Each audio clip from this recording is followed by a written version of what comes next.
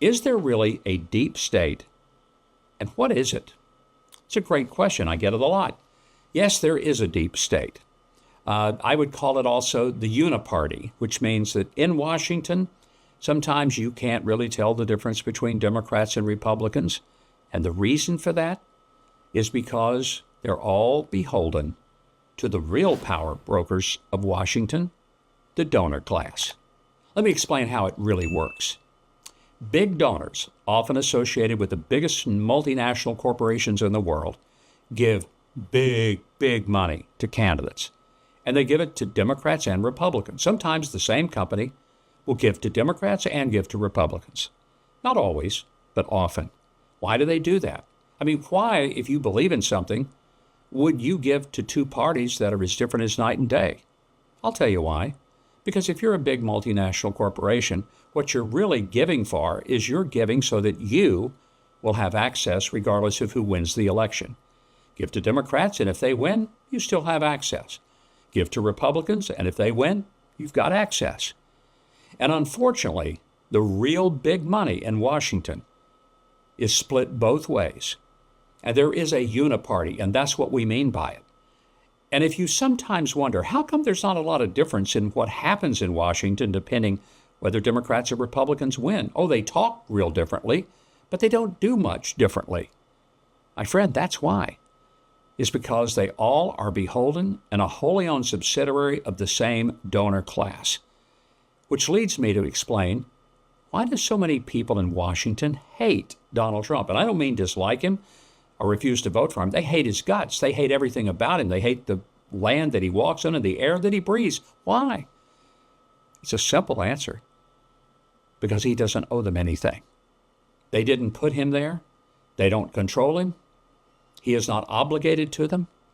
And quite frankly, he speaks a whole lot like the people who have never given money to political candidates, rather than he speaks like the ones who give a lot of money to the political candidates. I told people back in 2016, I said, let me tell you why Donald Trump has been so effective in getting people to vote for him that otherwise might not even vote. I said, walk into any Waffle House on any morning around 10 o'clock and look around. There'll be at least one table where there'll be four guys sitting around, usually with ball caps, and they're sitting there drinking coffee and having a conversation. At some point in that conversation, you're going to see them look around, lean forward into the table to each other, and whisper something. And I said, what they whispered in that conversation, Donald Trump goes to the podium and says it out loud in front of 50,000 people. And when those guys hear that, they say, yep, that's my man right there. Because what he said was that he's going to stop shipping jobs overseas, ending the manufacturing jobs of America. He's going to make us energy independent. He's going to work for the working man. And it just scares the daylights out of the powers that exist in Washington, D.C. And frankly, I hope it continues to scare the daylights out of those powers. They need to be afraid. But they need to be afraid of us, we the people, instead of being afraid of not having enough money to give to the politicians and grease their palms so that they always get what they want and working people of this country get the leftovers. That's a real honest answer. Maybe not comfortable, maybe not what you thought you would hear, but I believe with all my heart, it's the truth. You know, the economy is uncertain. You never know whether your money's worth as much today as it was yesterday. It's one of the reasons I buy gold from American Hartford Gold. American Hartford Gold has earned a 5-star rating and an A+ from the Better Business Bureau. Be sure to tell them Mike Huckabee sent you. They'll give you up to $15,000 of free silver on your first qualifying order. Call 844-417-1010 or text Mike to 998899. You'll be glad you did business with American Hartford Gold. What are some reforms that would change the way that D.C. works? I mean, we mostly believe Washington is broken. So what would make it better? Let me suggest a few things. One, term limits. That no one could go to Washington in the House or the Senate and stay there for a lifetime. that they would have to be like the president, who only gets 8 years. He gets to be elected and then reelected, and then no matter how good he's done or how poorly he's done, he goes home. 8 years is the limit. Why should we have a limit on how long the president can serve and no limit on how long a member can serve in the House or Senate? Term limits would help change that, and here's what it would do. It would mean that people would go and they'd recognize that no matter how hard they work, they're not going to be there forever, and they're going to have to go back home and live under the laws that they voted for the rest of us. So they might want to vote for some that they can live with, as well as that we can live with. It also means that the power would shift from the people who are there forever back to the people who do send them for a limited amount of time. I believe in term limits. I would love to get your thoughts on that, in fact, on any of these issues, and you can send them to me at comments@MikeHuckabee.com. But here's something else that would work. Balanced budget amendment. I'm on a national committee with a number of current and former governors, current and former senators, and we're working on a process to try to force Congress to have a balanced budget amendment. It may require a constitutional convention, but if we get close to that, I'm kind of the opinion that Congress may decide to finally do it. I don't know if you're aware of this, but 49 out of the 50 states require, by law, a balanced budget in their states. Only one state does not require it, that's Vermont, but they balance their budget anyway as a matter of good prudence. Why shouldn't the federal government do what you have to do in your household or in your personal business? You have to balance your budget. You can't just deficit spend, you'll go out of business. So why does the government get to just borrow and leave the debt to your children and grandchildren? Because the law lets them get away with it. A balanced budget amendment says you can't just spend money you don't have, and you can't borrow money that you can't afford to pay back. Don't you think that would be an improvement? I certainly do. Here's another. A lifetime ban for members of Congress ever to be able to lobby.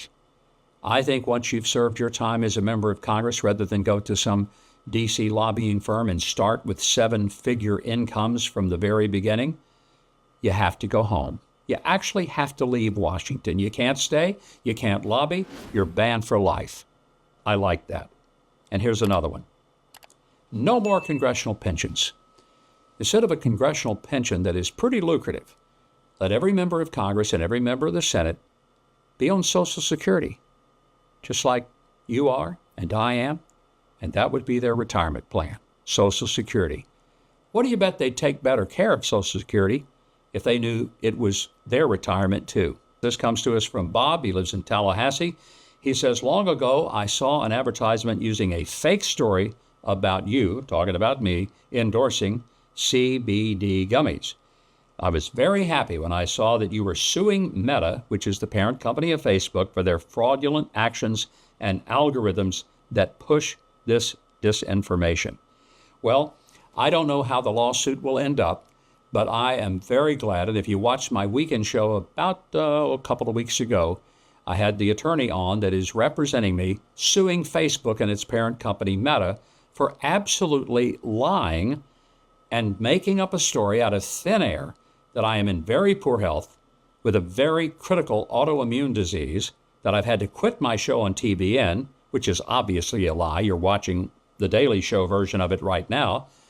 And that the only thing that has helped me is taking CBD gummies.